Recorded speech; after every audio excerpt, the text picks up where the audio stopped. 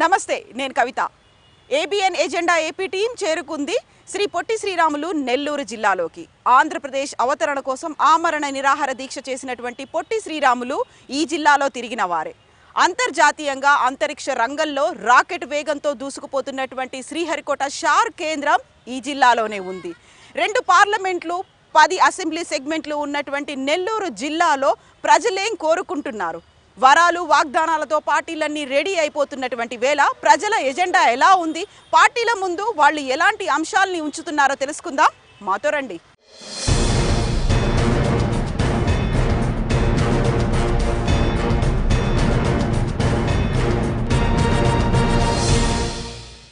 ABN agenda AP team చేరుకుంది నెల్లూరు జిల్లాలోకి. ప్రస్తుతం మనం ఉన్నాము నెల్లూరులో ఉన్నటువంటి తిక్కన పార్క్ దగ్గర.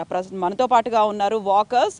ఉదయాన్నే వచ్చినటువంటి వాకర్స్ రాష్ట్ర రాజకీయాలతో పాటుగా దేశ రాజకీయాలు ఏమవుతున్నాయి, కాంటెంపరీ పాలిటిక్స్ మీద మనతో పాటుగా మాట్లాడడానికి సిద్ధంగా ఉన్నారు. విభజన హామీలకి సంబంధించి రాష్ట్ర ప్రభుత్వం, కేంద్ర ప్రభుత్వం మధ్య జరిగినటువంటి చర్చలతో పాటుగా ఆ తర్వాత జరిగినటువంటి పరిణామాలు, వీటన్నిటికీ సంబంధించి వివరించడానికి అబ్జర్వేషన్స్ పంచుకోవడానికి మనతో పాటుగా ఉన్నారు. ఎందుకని విభజన జరిగిన తర్వాత ఇప్పటికి 5 ఏళ్ళు అవుతున్నాయి, ఎన్నికలు కూడా వచ్చేసాయి. ఈ నేపథ్యంలో ఉన్నటువంటి పరిణామాలు చూస్తూ ఉంటే ఇంత గ్యాప్ అనేది ఎందుకు వచ్చింది? చాలా హోప్స్ ఉన్నాయి, విభజన జరిగిన తర్వాత చాలా డెవలప్మెంట్ అవుతుంది అనేది. ఆ హోప్స్ అన్నీ షాటర్ అయిపోయినటువంటి పరిస్థితి. ఎందుకు ఇలాంటి పరిస్థితి ఏర్పడింది అనుకుంటున్నారు? ఈ గతంలో కాంగ్రెస్ ప్రభుత్వం ఆంధ్ర రాష్ట్రాన్ని 2గా విభజించారు. విభజించిన తర్వాత వాళ్ళు ఇచ్చిన హామీలను, అంటే అటు తెలంగాణకు కానివ్వండి, ఇటు ఆంధ్రానికి కానివ్వండి, ఇచ్చిన హామీలను నెరవేర్చలేదండి. గతంలో వాళ్ళు నెరవేర్చలేదని మోడీ గారు ఎలక్షన్ మూమెంట్లో ఇక్కడికి తిరుపతికి రావడం జరిగింది. తిరుపతికి వచ్చినప్పుడు అతను చెప్పిన విషయాలు ఏంటంటే ప్రత్యేక హోదా ఎటువంటి పరిస్థితులు ఆంధ్ర రాష్ట్రానికి ఇస్తా అని చెప్పారు. ఆంధ్ర రాష్ట్రానికి ప్రత్యేక హోదా ఇవ్వలేదు. ప్రత్యేక హోదా ఇవ్వకుండానే మళ్ళీ ప్రత్యేక ప్యాకేజ్ అన్నారు, అది కూడా పోయింది. ఇచ్చిన హామీలను నెరవేర్చాలి, కానీ ఏ ప్రభుత్వం అయినా కూడా ఇచ్చిన హామీలను నెరవేర్చకుండా అది చేస్తాం ఇది చేస్తాం అంటే కరెక్ట్ కాదండి. ప్రతి ఒక్కరు కూడా ఏ పార్టీ ఏ ప్రభుత్వం వచ్చినా కూడా ఇచ్చిన హామీలను, మేము అడిగేది కూడా ఏంటంటే ఇచ్చిన హామీలు నెరవేర్చమని. ఆ రోజు ఆయనకైనా తిరుపతిలో చెప్పాడు, ఏమని, మనకు ప్రత్యేక హోదా ఇస్తా అని చెప్పారు. ఆ ప్రత్యేక హోదా పోయింది. తర్వాత మళ్ళీ మన ఆంధ్ర రాష్ట్రానికి 450 కోట్లు ముందు అనౌన్స్ చేశారండి. అది అనౌన్స్ చేసిన తర్వాత మళ్ళీ దాన్ని వెనక్కి తీసుకోవడం జరిగింది. తెలంగాణకేమో 350 కోట్లు ఇచ్చారు, వాళ్ళకి ఇచ్చిందేమో అట్టాకి ఇచ్చేశారు. మనకి ఇస్తాన 450 కోట్లు కూడా ఇవ్వకుండానే మళ్ళీ వెనక్కి తీసుకున్నారు. ఈ విధంగా ఇచ్చిన హామీలు నెరవేర్చకుండా అది చేయడం, అది ఎంతవరకు సబు, అది కరెక్ట్ కాదు అని మా ఉద్దేశం. మాకు 350 కోట్లు ఆంధ్రాకి ఇవ్వని కారణం ఏంటంటే ఇక్కడ పార్టీ రాదు, వాళ్ళు పార్టీ పరంగా చూస్తున్నారు కానీ ఒక స్టేట్ డెవలప్మెంట్ చూడలేదు మేడం. స్టేట్ డెవలప్మెంట్ అంటే మా వాళ్ళ శ్రీహరికోట ఉంది, ముత్కూరు ఉంది మేడం, పోర్టు ముత్తుకూరు పోర్టు ఉంది. ఇంతగా మా నెల్లూరు వాళ్ళు వస్తున్నాడు, ఆంధ్రాకి అసలు సపోర్ట్ చేయట్లేదు. నెక్స్ట్ ఆంధ్రాలో నెల్లూరు అంటే వాళ్ళు లెక్కలేదు మేడం. నెల్లూరు వాళ్ళు అంటే ఒక అభిమానిస్తారు మేడం, ఒకటి అనుకుంటే దాన్ని చేస్తారు, కానీ వీళ్ళు అర్థం కావట్లేదు మేడం. ఎందుకు చేయట్లేదు అంటే వాళ్ళు రారు, ఇక్కడ రాని పక్షం మనం ఎందుకు చేయాలి, వాళ్ళకి చేస్తే మనకేమొస్తుంది అంటారు. వాళ్ళకి చేస్తే మనకేమొస్తుంది, మనకి వాళ్ళు ఏమిస్తారు చూడాల, మేము వాళ్ళకి ఏమిస్తున్నాం. ఆంధ్రప్రదేశ్ వాళ్ళు ఎంత ఐటీ ఇస్తారు, ఎంత దానివల్ల ఎంత డెవలప్ అవుతుంది, కానీ మాకు ఇవ్వట్లేదు మేడం. అదర్ స్టేట్ మాత్రం ఇస్తున్నారు. వాళ్ళు ఇప్పుడు యూపీ ఉంది మేడం, బీహార్ ఉన్నాయి, వాళ్ళకి ఎందుకు ఇస్తారంత, మాకు ఎందుకు ఇవ్వట్లేదు? డబ్బు మాది, మేము కడుతున్నాం, కానీ వాళ్ళకి ఇస్తారు, మాకు ఇవ్వట్లేదు. ఇలా ప్రభుత్వాలు కదా మేడం, ఒక ఏ స్టేట్ డెవలప్ అవుతుంది, ఏ స్టేట్ ట్యాక్స్ ఇస్తుంది, వాళ్ళకి ఏమి ఇవ్వాలి అని చూసుకోవాలి మేడం. అది చూడలేదు మేడం వాళ్ళు.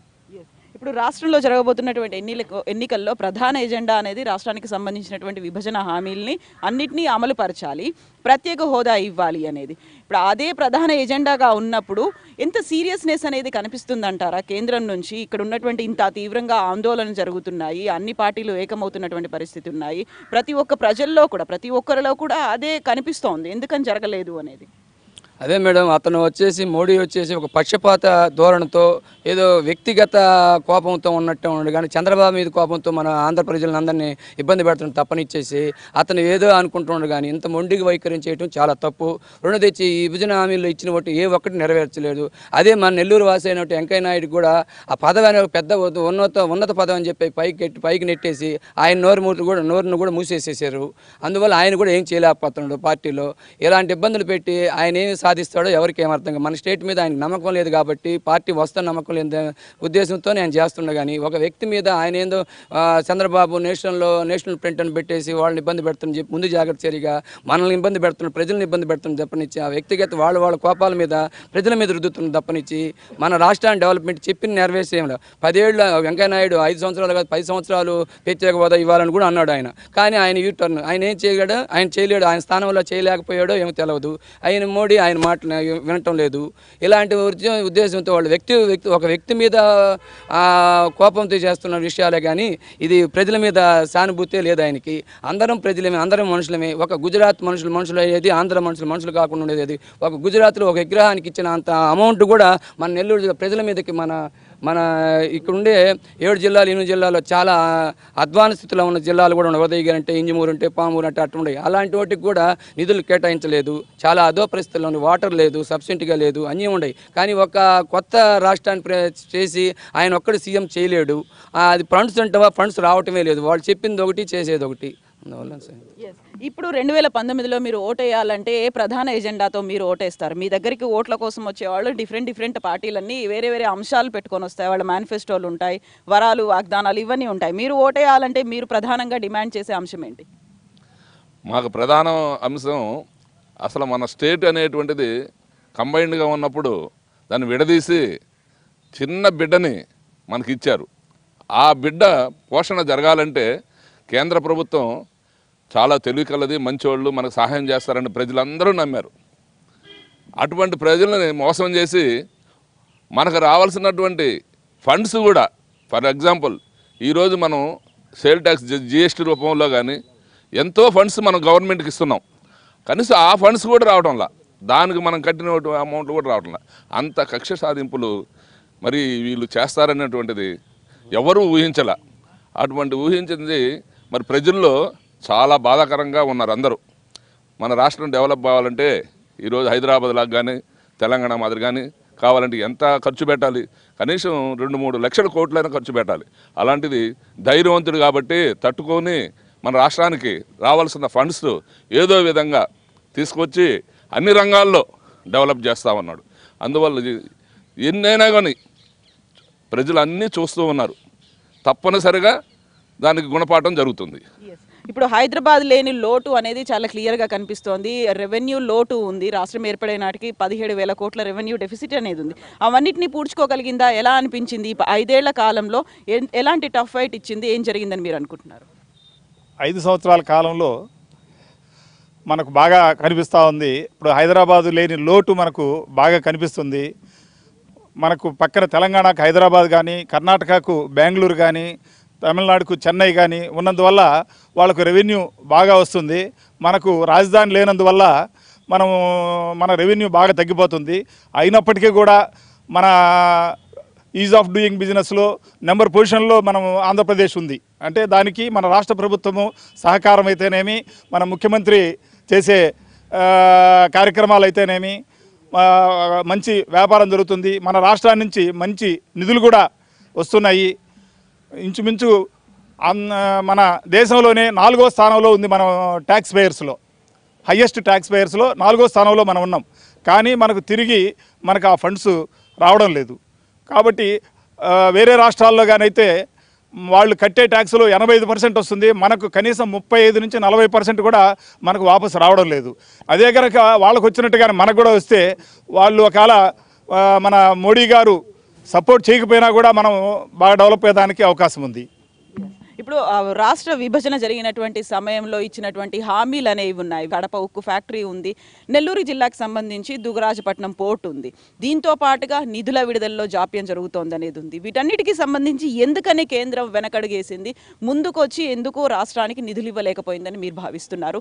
ఏర్పాటు చేయాల్సినటువంటి పరిశ్రమలు, హామీ ఇచ్చినటువంటివి, వీటన్నిటిని ఎందుకు అమలు చేయలేకపోయింది?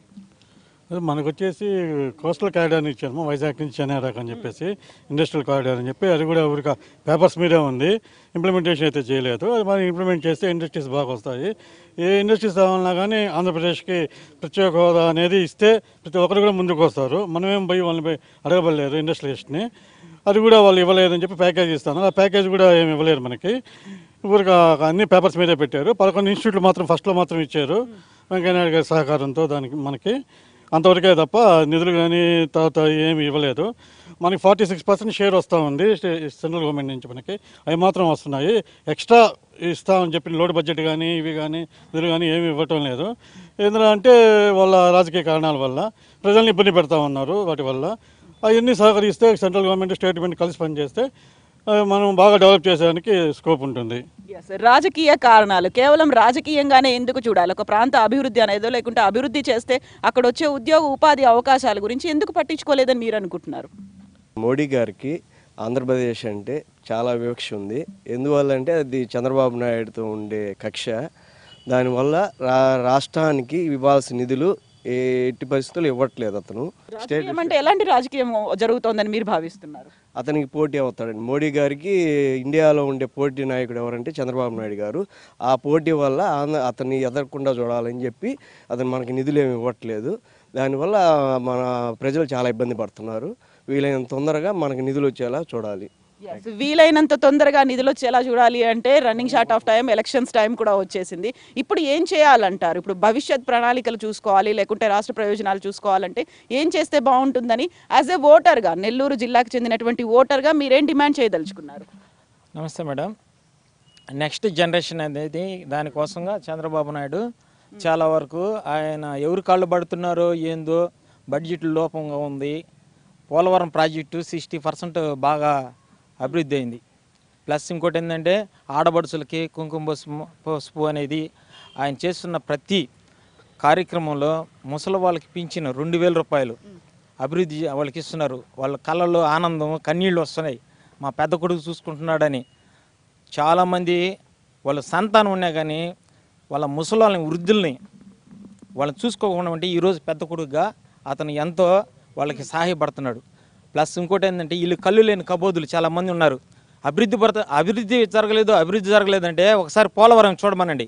60% బాగా డెవలప్ అయింది. ఈరోజు డోక్రా మహిళలకి ఎంత ఇంచుమించు 10,000 రూపాయలు ఇస్తున్నారు, సెల్ ఫోన్ ఇస్తున్నారు. వాళ్ళ ఆనందం చూడండి. ఈరోజు ఆయన ప్రకటించాడు ప్రతిపక్ష నాయకుడు జగన్మోహన్ రెడ్డి 3,000 రూపాయలు నేను ఇస్తాను అని. ఇదేదో ఎట్లా ఉందనంటే చీటీ పాట మాదిరిగా ఈయన 3,000, ఆయన 4,000, 5,000 అనే మాదిరిగా ఉన్నారు. కానీ జనం మనసానికి వాళ్ళ మోసపూరితమైనవి 3,000 కాదు 5,000 అయినా సరే. నేను యూట్యూబ్లో ప్రతిరోజు చూస్తున్నా. చంద్రబాబు నాయుడికి పాలాభిషేకం చేస్తున్నారు అతను చేసే అభివృద్ధికి, ఒక పార్టీ పరంగా కాదు. నెక్స్ట్ సీఎం కావాలంటే చంద్రబాబు నాయుడు కంపల్సరీ ఈ మహాకూటమి నుంచి అందరినీ ఏకపరిచి ఒక తాటి మీద తీసుకొచ్చి ఆయన మనసానికి ప్రత్యేక హోదా కానీ తేకపోతే అడగండి మేడం, కంపల్సరీ. ఇది ప్రజల్లో ఉండే నాడి. మేమేంటంటే ఎక్కువ ప్రజల్లో తిరుగుతుంటాం అన్నమాట. ప్రతి ఒక్కరు కూడా ఆ చంద్రబాబు నాయుడికి హర్షధ్వానాలు చేస్తున్నారన్నమాట. అలాంటి సీఎం ఇంకా రాడు అనే విధంగా ఆయనకి హ్యాట్సాప్ మేడం, సీఎం హ్యాట్సాప్. మొత్తానికైతే అభివృద్ధి జరగాలి అంటే ఏదో ఒక ప్రాంతానికి మాత్రం పరిమితమై ఉండదు. ఓవరాల్ డెవలప్మెంట్ అనేది ఉండాలి. ప్రత్యేక హోదా అనేది ఉంటే ఇక్కడ ఉండాల్సినటువంటి ఉద్యోగ ఉపాధి అవకాశాలన్నీ దొరుకుతాయి. ఇక్కడ నెక్స్ట్ రాబోయే రోజుల్లో అభివృద్ధి జరగాలంటే పక్కన ఈ చంద్రబాబు నాయుడు గారు కాంగ్రెస్ ప్రభుత్వానికి అయితేనేమి ఫ్రంట్కి మనం సపోర్ట్ చేస్తే మనకు తప్పకుండా రేపు బీజేపీయేతర పార్టీ ఏదైతే వస్తుందో ఈ చంద్రబాబు నాయుడు మీద ఉండే అభిమానం అయితేనేమి, ఆయన ఉండే సీనియారిటీ మీద అయితేనేమి, ఆయన తెలివితేటల మీద అయితేనేమి మనకు తప్పకుండా ప్రత్యేక హోదా వస్తుంది. అప్పుడే మన రాష్ట్రం అభివృద్ధి చెందుతుంది. కొత్తగా ఏర్పడినటువంటి రాష్ట్రానికి ఇవ్వాల్సినటువంటి నిధులు కావచ్చు, అభివృద్ధికి అందించాల్సినటువంటి సాయాన్ని కేంద్ర ప్రభుత్వం అందించలేదు. ఇదే 2019 సార్వత్రిక ఎన్నికల్లో ఆంధ్రప్రదేశ్ ఓటర్లుగా, నెల్లూరు ఓటర్లుగా మేము డిమాండ్ చేస్తున్న అంశం ఇదే. మా ఎజెండాగా చెప్తున్నారు. అభివృద్ధి అంటే ఒక ప్రాంతానికో మాత్రమే పరిమితం కాదు. ఉద్యోగ ఉపాధి అవకాశాలు అనేవి అన్నింటినీ కల్పించాలి. ప్రతి ప్రాంతంలోనూ అభివృద్ధి సక్రమంగా జరగాలి. ఇదే అభివృద్ధే మా ప్రధాన ఎజెండా. అలాగే ప్రత్యేక హోదా సాధన కోసం మేము ఉద్యమిస్తామంటున్నారు నెల్లూరు ఓటర్లు.